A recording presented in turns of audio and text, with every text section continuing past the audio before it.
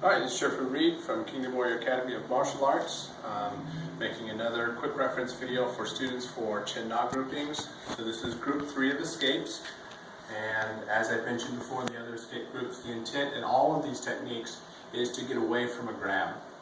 So group 3 is kind of a hodgepodge of whatever's left of some wrist escapes, some other escapes, and just covers some of the techniques that we teach here in our system. So I'm a student to help, and the first technique is called ships in the night, and it's called that because of the way that the hands move opposite each other. They're like passing each other like ships in the night. Just a real good way to remember that. So it's a wrist grab, and so what I'm going to do is I'm just going to pull the hand back quickly like that, and jerk his head forward just like that. If he's holding on tight, that's the effect that he'll have. Okay? And what I do when I do this is it puts his hand in a little bit of flexion, and that's this bending this way. Okay? And so that flexion really weakens his grip due to a physiological process known as tenodesis. So, and when I do that quickly, it makes it hard for him to hold on. But it also pulls his body in towards me, which is something I don't necessarily want if I can help it, because I'm trying to distance myself from my opponent, get away from him. So what I'm going to do is my other hand's going to come out here and check his body motion to keep him from coming in close, and it's also going to make it a little bit easier for me to pull my hand out. So as I do this, I'm just going to make it 2 quick motions happening at the same time with a little bit of power to make sure that I get away. Okay? So I'm being nice to my partner by hitting him in the chest or the sternum, and we give our partners a target by placing our hand where we want them to hit you, or we want them to hit us. So in reality, depending on the severity of the situation, I would be coming up either into the throat if I had thought that the situation was serious enough, because striking somebody in the throat hard enough can cause death. So you have to be careful about that, and you have to make sure that the situation warrants that kind of a response. Or I could be coming up here, more of an upwards motion, catch their mandible, and light up their TMJ sockets, which could potentially knock them out. So if I'm being nice, I hit him in the chest. If I'm being less nice, I knock him out. If I really, really think this is a bad situation, I can go for a shot that could potentially kill. Not guaranteeing anything, but it's possible. Okay, so that ships in the night. Okay. And then the next technique is called lacing arms. It's when they grab you up here along the lapel or the front of the shirt jacket. Okay, what I'm going to do is take one arm above one, between his arms and below, and then I'm going to come up and give myself like a high five. Okay. And in that situation, what I'm going to do is, as I do that, I'm going to turn, thus breaking his grip. Okay?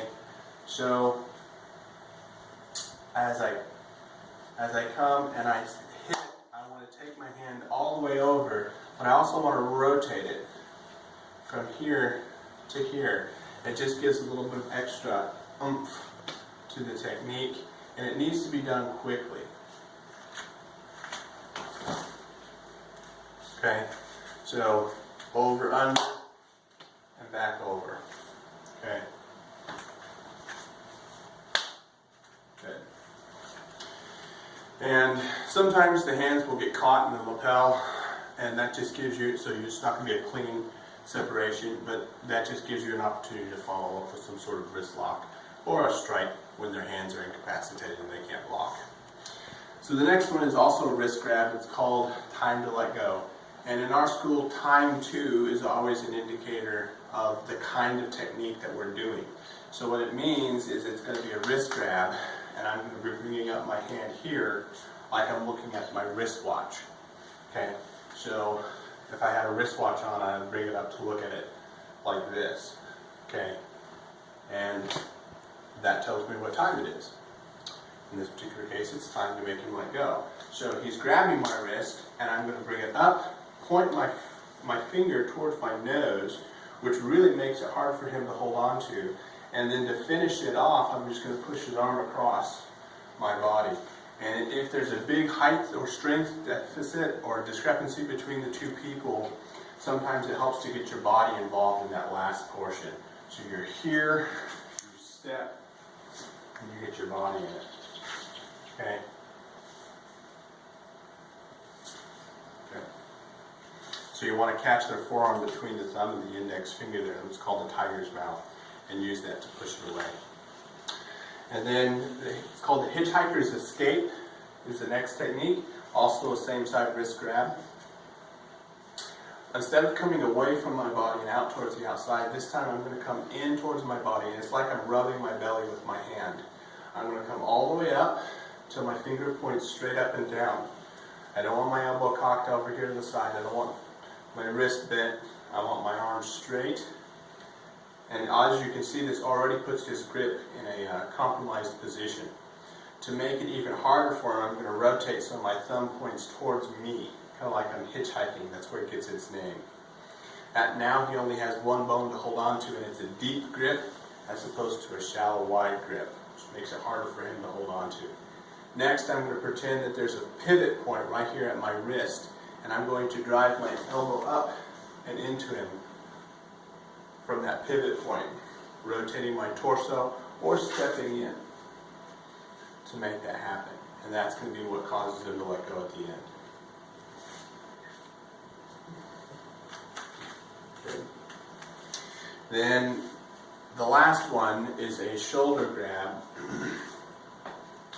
Okay, and he's covering his armpit because he knows what's coming. So what I'm going to do here is I'm going to grab his hand right through the middle part of the back of the hand. So I kind of want my thumb and my index fingers to be grabbing right before the knuckles. Not right on the knuckles, but kind of right before them, so that I have good control of his hand. And I want to trap that to my shoulder so he can't pull it off. Then I'm going to step at 90 degrees. Now already his body is responding to my movement because I've kind of locked up his wrist here. Okay?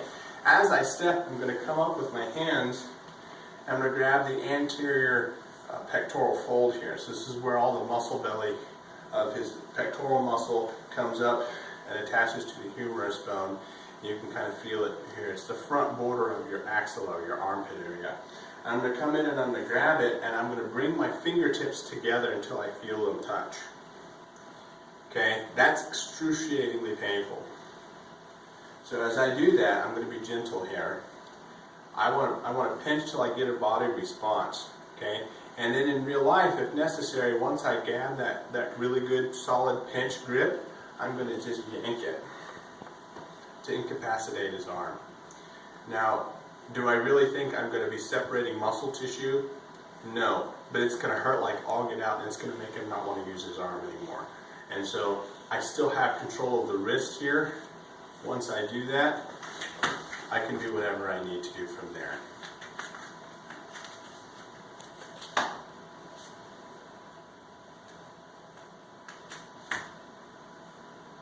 Okay.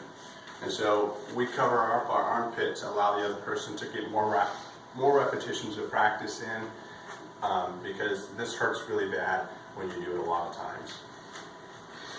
So one thing to note with that last one that we call ripcord is sometimes you have discrepancies in arm length that make it difficult for the person who's performing the technique to get in there and actually touch and grip.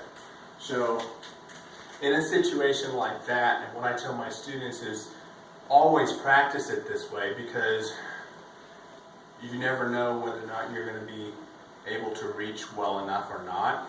So it's better to be safe than sorry. So if they grab and you step, and I didn't step very far, and say I can't reach because I got short arms and he's got long arms, what I can do is when I turn and step, I'm going to step big, and now I can reach. Even though my arm didn't get any longer, I can reach because he stepped in towards me. So what I did differently is instead of stepping here, I stepped really wide and I dropped my weight down as I did that. In conjunction with good wrist control here at the shoulder grab, that pulled his body in towards me and brought him closer to me. So now what I couldn't reach is right in my hand. Alright, thank you very much, and that's group 3 of escapes.